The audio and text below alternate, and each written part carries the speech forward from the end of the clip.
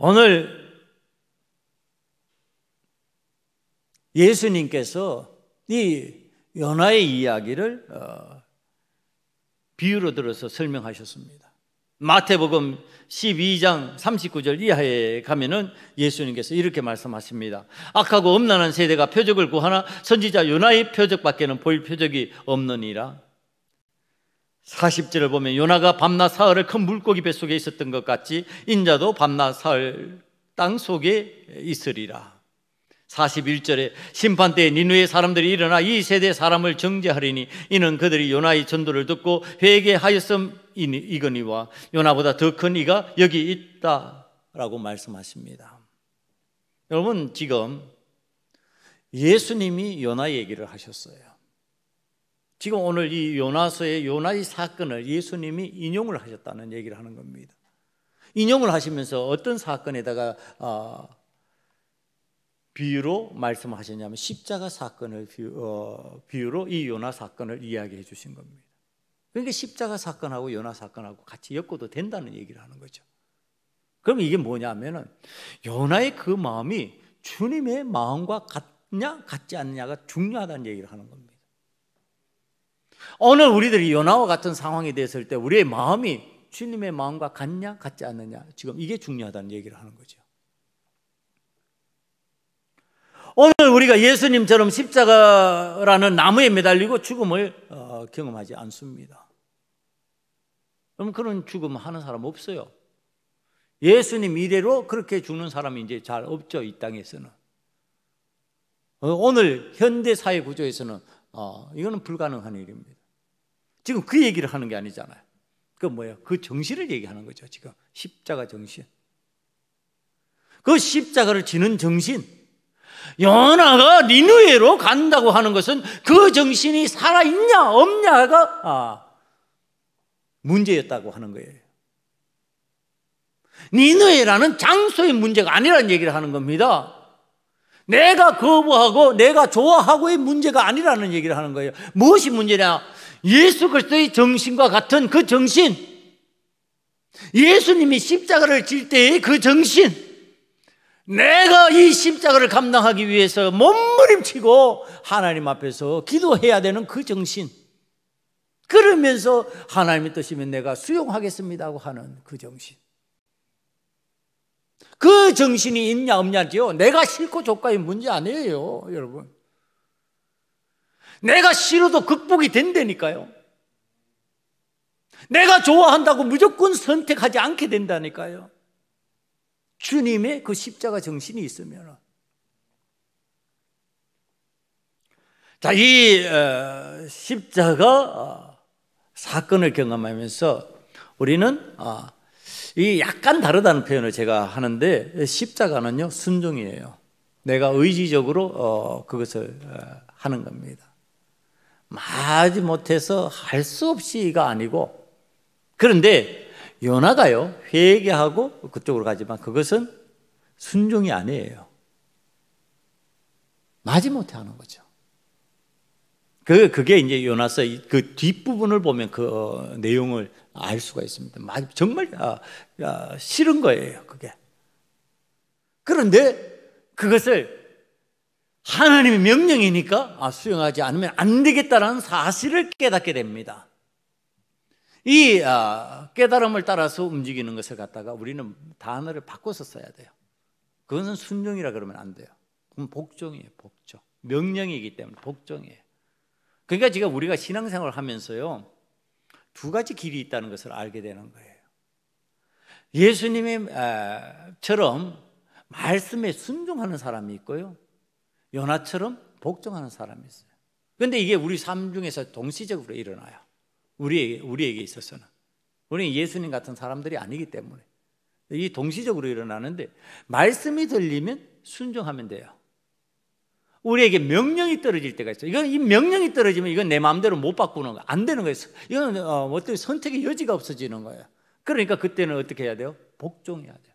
싫어도 해야 돼요.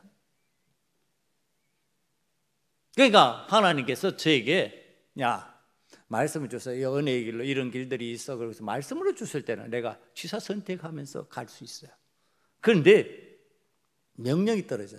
김효선 목사, 너 목사 돼야 돼. 그러면은 명령이면 하는 거예요. 이걸 모르면은 오늘 많은 주의 종의 길을 가는 사람이 이제 착각하는 거예요. 순종으로 그것을 갖다 극복할 수 있는 사람이 명령으로 잘못 알아듣고 있어요. 그러니까 복종하듯이 해요. 그런데 그게 잘못된 복종이에요. 복종처럼 보이는데 잘못된 거예요. 그러니까 자기 임의대로 하나님의 명령으로 받아들여 버리는 거예요. 오늘 우리들이 하나님 앞에서 신앙생활을 하면서 이제 이 요나가 복종하는 삶으로 바뀌어지는 모습을 발견하게 됩니다.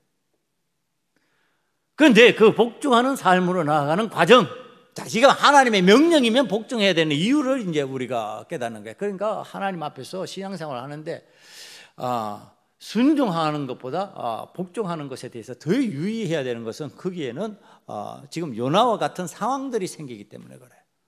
자, 이건 분명히 해야 돼요.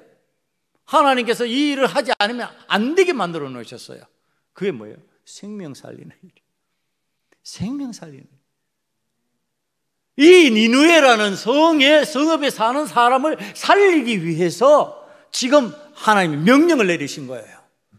그러면은 그것은 복종함으로 해야, 억지로라도 해야죠. 생명 살리는 일은요, 억지로라도 하는 거예요. 내가 싫어도 하는 거예요. 내가 기분 나빠도 해야 되는 거예요. 그거는 내가 기분 나쁘다고 이건 관도 난 못하겠어. 안 되는 일이에요. 하나님 앞에서 지금 이 요나가 복종하면서 나아가는데 그냥 나아갔냔 말이에요. 아니, 안 나갔다니까. 왜? 하나님의 명령이 쉬운 명령이 아니니까. 생명을 살리는 일은 쉬운 일이 아니니까. 그러니까 어떤 방식으로 하느냐? 마치 움직이고 활동하고 똑같이 어디로 가는 것 같은데 다시 다른 방향으로 가는 거죠. 그러니까 하나님께서 불복종하는 이 요나에게 물고기 뱃속에 들어가는 비참을 경험하게 하십니다. 여러분, 이 표현이 좋아서 물고기 뱃속에 들어가는 거지요. 이걸 그냥 그대로 표현하면요, 사람이 물고기에게 먹혔다예요. 물고기가 지금 요나를 삼킨 거예요. 먹은 거예요. 그런 형상이잖아요. 속으로 들어갔으니까 먹이가 된 거죠. 단지 먹이가 됐는데 구원의 은혜가 임한 거죠. 지금 이 큰 물고기에게 사람이 먹히는 비참을 경험하는 거예요. 나보다 하등 동물에게 내가 먹히는 거예요. 나보다 못한 사람에게 먹히면서 수치를 경험하는 거예요. 여러분, 우리가 하나님의 명령에 불복종했을 때 일어날 수 있는 일이에요. 이게 영광을 받는 게 아니에요. 먹혀버린다니까요. 먹히지 않아야 될 상황에서 먹혀버리는 상황이 되어버리는 거예요. 지금 하나님의 말씀이 들리는 그리스도인이라면 그리스도의 명령을 피하여 도망하다가 물고기 뱃속에 들어가는 것 같은 고통과 비참을 지금 경험하게 되는 거예요. 그리스도인이라면, 진짜 그리스도인이라면, 진짜 하나님의 사람이라면. 그러니까 요나가 확정된 건 하나는 있어요. 뭐냐? 그는 진짜 하나님의 선지자가 맞다예요. 여전히 하나님의 명령에 대해서 좀 불만족스러운 모습이 있지만은, 그러나 그가 하나님의 선지자가 맞다. 왜? 하나님께서 그를 지금 다루시고 계시니까. 야, 안 다루시면 어떻게 되냐? 버리신 거죠. 너 어떻게 살아? 네 마음대로 살아야. 그게 우리가 자녀들을 키울 때 흔히 하는 말이잖아요. 호적에서 빼버려. 너 하고 싶은 대로 해라. 내 호적에 있을 때는 내가 관할하겠다, 내가 간섭하겠다, 내가 가르치겠다, 내가 교훈하겠다지만은 호적에서 빠지면 남이 되었으니까 상관없다. 하나님 상관치 않는다. 하나님께서 명령하셨는데도 안 듣고 그랬는데도 여전히 하나님 앞에서 그는 괜찮다, 그는 아무렇지도 않다. 너무 문제가 있는 것이요. 여러분, 하나님께서 나를 버리시는 건 아닌가? 그런 일이 일어날 때 빨리 돌아봐야 됩니다. 그래야 반응이 나타나게 됐죠. 지금 이 요나는 지금 물고기 뱃속에 들어가는 고통과 비참을 경험합니다. 여러분, 대부분의 사람들이, 신앙인들이요, 이 고통과 비참을 경험하면요, 일어난 현상이 있어요. 내가 왜 이렇게 되었지? 그러고서 돌이켜버린 거죠. 회개의 기회를 제공받는 겁니다.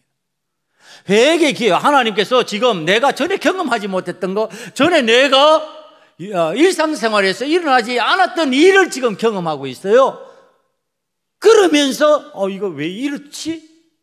왜 이런 현상이 일어났지? 그러면서 돌이켜보면 대부분 회개하게 돼 있어요. 그런데 돌이켜보지 않으면 그냥 가는 거예요. 그냥 가면은 하나님께서 버려두시는 형상이 되어버린 사람이 있어요. 여러분, 버림받는 거죠. 그리스도인들이 그리스도의 명령에 불박정하면서 비참과 고통을 경험하는 것이 당연한 일이다. 그게 은혜라는 거예요. 지금 내가 하나님 앞에서 나를 돌이켜보면서 내가 회개하고 다시 하나님의 명령에 복종할 수 있는 기회를 제공받는 은혜의 순간이라는 겁니다. 그런데 이것을 깨닫지 못하면 은혜는 사라지는 거죠. 지금 요나는 다행스럽게 3절 말씀을 바라보면요, 이렇게 고백합니다. 주께서 나를 깊음 속 바다 가운데 던지셨으므로 큰 물이 나를 둘렀고 주의 파도와 큰 물결이 다 내 위에 넘쳤나이다. 지금 죽음의 물결이 넘실거리고 고난의 파도가 칠 때 하나님께서 그러셨다는 것을 아는 거죠. 하나님의 뜻을 내가 거역한 것을 알고 있는 겁니다. 하나님께서 원치 않는 자리로 내가 가고 있다는 사실에 대한 그 내용을 깨닫고 있는 겁니다. 여러분, 회개의 특징을 지금 얘기하는 거예요. 회개의 첫 번째 특징이 뭐냐? 고난을 고난으로 그냥 받아들이지 않아요. 하나님 뜻으로 받아들이는 거예요. 세상에서도 고난 다 있어요. 세상의 사람들 고난 당하면서 다 그 고난이 하나님 뜻으로 여겨지냔 말이에요. 아니에요. 그게 불평의 근원도 되고 여러 가지 상황적인 이유도 되고 이렇게 되지만은 신앙인들의 회개의 특징 속에는 그 고난을 하나님의 뜻으로 받아들이는 것이죠. 이게 하나님께서 나에게 하나님 뜻을 거역함으로, 하나님이 원치 않은 방향으로 나아감으로 이 고난이 왔다라고 하는 사실을 수용하는 겁니다. 그래서 4절 말씀에 이렇게 고백합니다. 내가 말하기를 내가 주의 목전에서 쫓겨났을지라도 다시 주의 성전을 바라보겠나이다. 내가 다시 하나님의 은혜를 구합니다. 하나님의 은혜를 구하니까 하나님 나에게 은혜를 베풀어 주시옵소서. 고난 가운데서 이 회개의 두 번째 특징이 드러납니다. 고난을 받아들이면서 하나님을 바라보는 현상이 생기는 겁니다. 고난을 세상의 다른 것들을 바라보는 기회로 삼으면요, 그건 회개하는 자의 특징이 아닙니다. 하나님을 바라보는 거죠. 하나님의 은혜를 구하는 거죠. 하나님이 나를 회복시켜 주셔야 되겠습니다. 하나님께서 나를 건져 주셔야 되겠습니다. 지금 요나는 물고기 뱃속이라는 곳으로 깊이 들어가서 지금 회개하고 있는 겁니다. 하나님 명령에 불복종한 죄입니다. 하나님의 뜻을 거역한 죄입니다. 죽음과 공포의 두려움으로 가득 찬 그 순간에서 딴 것 바라보지 않고 하나님 바라보면서 하나님 앞에 자기의 중심을 내어놓는 거죠. 사망의 음침한 골짜기에서 여호와 하나님을 찾는 거죠. 그랬더니 하나님께서 어떻게 하셨다고요? 나를 건지셨나이다. 이게 요나의 고백입니다. 그랬더니 하나님께서 나를 건져주셨다. 하나님께서는 은혜 베푸시는 것을 즐겨 하시는 분이십니다. 하나님께서는 벌 주시고 하나님께서는 우리를 공경에 처하게 만드시고 이것을 즐기시는 분이 아니라 우리에게 은혜 베푸시고 좋은 것을 주시고 하나님께서는 사랑을 베푸시고 이것을 좋아하시는 분이세요. 우리가 그런 것을 받을 만한 상황이나 형편, 처지, 순종의 삶을 살지 않기 때문에 일어나는 고난이지요.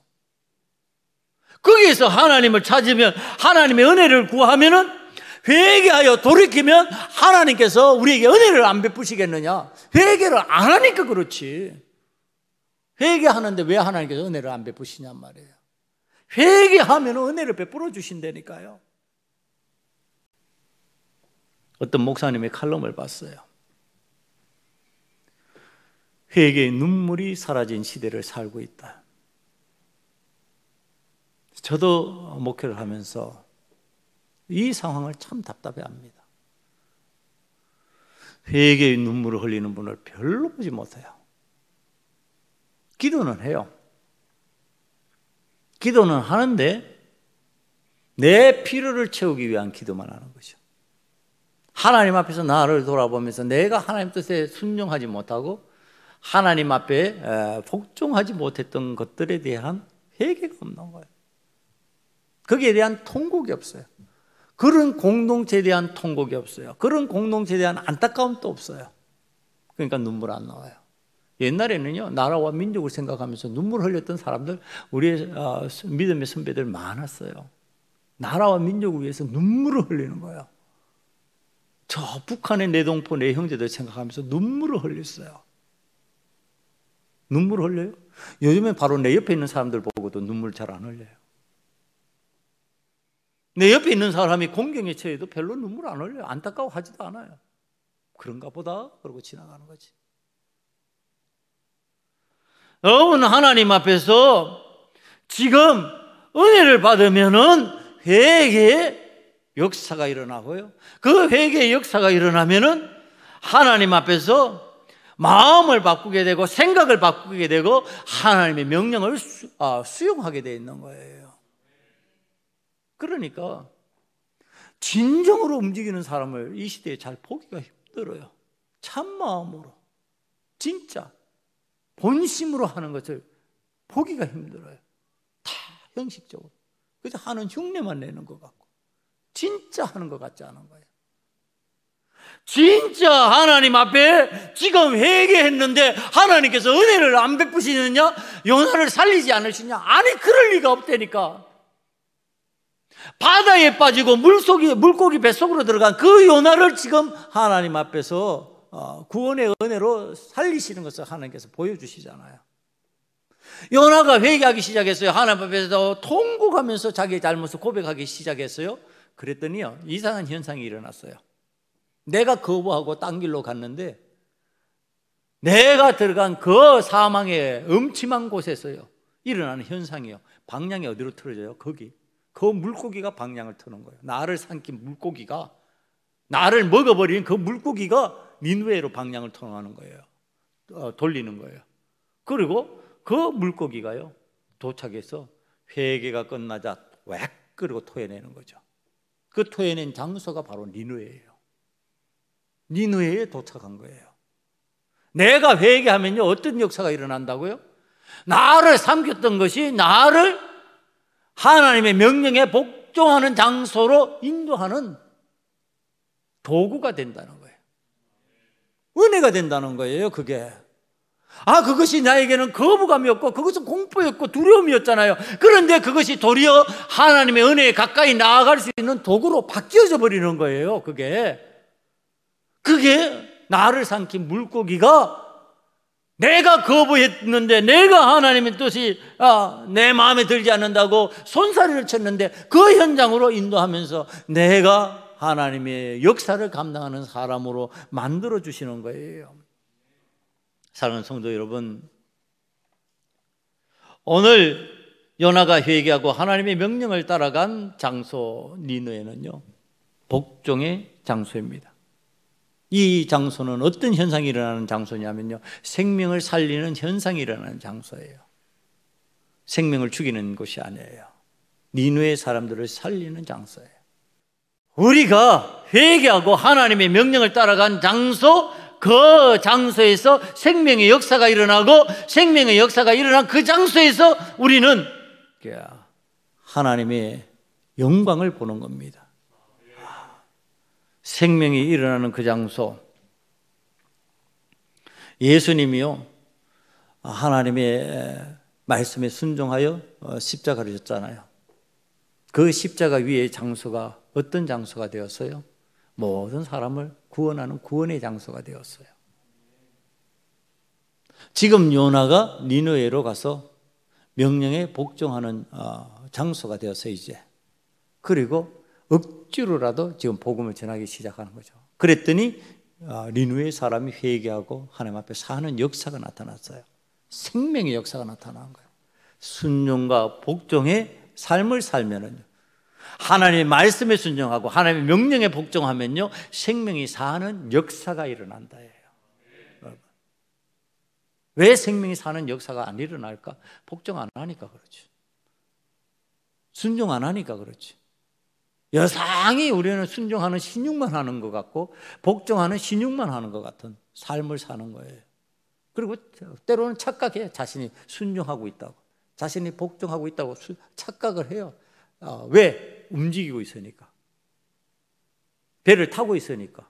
니느웨로 가야 되는데 다시스로 가면서도 나는 지금 순종하고 있어, 복종하고 있어, 착각하는 거예요. 그러나 잘 살펴야 돼요. 진짜 니느웨로 가고 있는지, 진짜 여기가 십자가 위인지, 아니면 언제나 도망갈 수 있는 십자가 아래인지. 여러분, 오늘 우리들이 하나님의 은혜를 받은 사람이 되어서 하나님의 명령에 복종하고 순종하면은 생명의 역사가 일어난다고 그랬어요. 생명의 역사가 일어나는 그곳의 특징이 뭐냐? 활력이에요. 침울하잖아요. 죽은 것 같잖아요. 새 생명이 태어나는 집을 보면 알잖아요. 생명이 태어나면 어때요? 그 집에 갑자기 활력이 생기잖아요. 그 아이로 인해서 분주해지는 거예요. 가만히 있으면 그 아이 죽으니까 안 되죠. 그 아이 살리기 위해서 어머니가 그 아이를 살리는 방법을 막 생각하기 시작하고 온 가족이 그를 돌보기 위한 수고와 노력을 하면서 그 삶이 분주해져요. 활력이 생겨요. 왜 교회가 활력이 생기지 않을까? 새 생명이 없으면 그래요. 새 생명이 생기면 활력이 생기게 돼 있어요. 활력이 생기면서 영적인 힘이 점점 더 생기는 거예요. 기쁨이 생기는 거예요. 보이잖아요. 그 새 생명이 자라나는 모습이 보이잖아요. 성장하고 성숙해지는 모습이 보이잖아요. 얼마나 기뻐요. 수고하지만, 애쓰지만 그 수고가 헛수고가 아니라는 것을 알아요. 아이를 임신해서 이렇게 복수가 그 배에 양수가 차고 이렇게 해가지고 아이하고 하면은 무게가 꽤 나가잖아요. 엄마들이 이렇게 해서. 그런데 그것 때문에 나 죽어버릴 거야 이런 사람 없어요. 견뎌내죠. 그런데 만약에 그 무게만큼 벽돌을 허리에 감고 다녀라 그러면 어떡할 거예요? 10개월 동안 벽돌을 그렇게 점점 늘여서 그렇게 다니라 그러면 아마 죽으려고 그럴 거예요. 못 할 거예요. 안 할 거예요. 그런데 하잖아요. 차이가 뭐예요? 생명 없는 것과 생명 있는 것의 차이예요. 생명이 있으면 견뎌내요. 생명이 없으면 못 견뎌내요. 여러분, 오늘 우리들을 하나님께서 부르셨어요. 요나와 같이 부르시고 명령을 내리셨어요. 그런데 그 일이 어떤 일이에요? 생명을 살리는 일이에요. 생명과 관련된 일이에요. 우리를 그런 하나님의 사람으로 쓰시는 거예요. 그럼 우리의 수고가 어떤 거예요? 우리의 수고는 생명을 살리고 생명을 육성하는 그 수고예요. 그러니까 감당할 수 있다 없다? 있다예요. 죽음의 현상이 나타난다? 그건 하나님의 명령이 아니에요.